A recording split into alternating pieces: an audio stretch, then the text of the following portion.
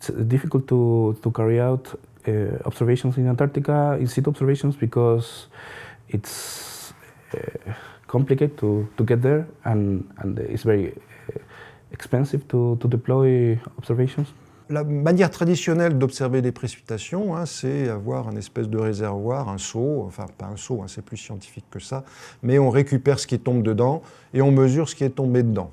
Typiquement, on mesure le poids du seau au fur et à mesure que ça se remplit avec de la pluie, de la neige, le poids augmente, on peut mesurer au cours du temps comment les précipitations arrivent à la surface. Ça ne marche pas dans nos régions. D'une part parce qu'en région côtière, comme je l'ai dit, on a beaucoup de vent, donc les précipitations, elles se déplacent plus latéralement que verticalement, donc quand on essaye de les attraper avec un seau, ça ne marche pas bien. Ou alors à l'intérieur, où il n'y a pas de vent, mais les quantités sont tellement ténues que cette mesure par le poids est complètement perturbée par des fluctuations du givre qui se met dessus. Donc ces méthodes traditionnelles qu'on utilise partout ailleurs ne marchent pas, ou en tout cas très mal, et on ne peut pas s'en contenter. We deploy a micro-range radar, which is a low-cost radar. This corresponds to 24 GHz. This kind of frequency are used for monitoring precipitation. The sensor transmit a continuous wave, in this case, and particles disperse this energy, and some of this energy is received back in the instrument. This is the backscattering. With this information, we can get information associated to radar reflectivity. It's a proxy for precipitation intensity. Une certaine quantité d'observations, notamment avec un radar qui permet de mesurer les précipitations sur toute la colonne atmosphérique, c'est-à-dire même en altitude et pas que ce qu'on obtient au sol. Donc deux raisons pour aller vers ces instruments qui sont compliqués par rapport à cette espèce de seau. Le seau, c'est relativement simple. Un radar, c'est quelque chose d'actif, il y a de l'électronique, il y a une grande antenne.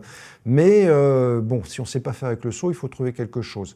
Donc le radar, déjà, on a montré que ça nous donne une réponse. Et en plus, le radar nous permet de voir pas seulement ce qui arrive à la surface, mais également comment ça s'est distribué sur l'épaisseur, sur la colonne de l'atmosphère. C'est-à-dire qu'on voit où les précipitations se sont formées, où elles sont tombées, ce qu'il en est devenu au cours de la chute, jusqu'à ce qu'elles arrivent en bas, contribuent au manteau neigeux, donc à alimenter la calotte de glace.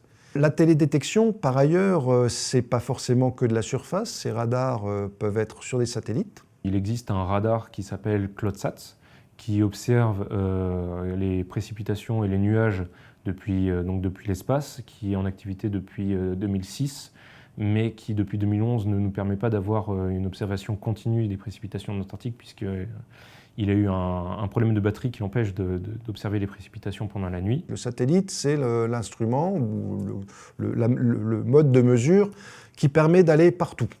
En Antarctique, on ne va pas partout. Il y a très peu d'endroits où on va. Le satellite, lui, il vole au-dessus de l'Antarctique. Il peut faire froid, il peut faire chaud, il peut y avoir une tempête de neige, il est là à 800 km d'altitude, il passe. Il mesure ce qu'il peut, il a 800 km. Mais il mesure par télédétection, par exemple avec des radars.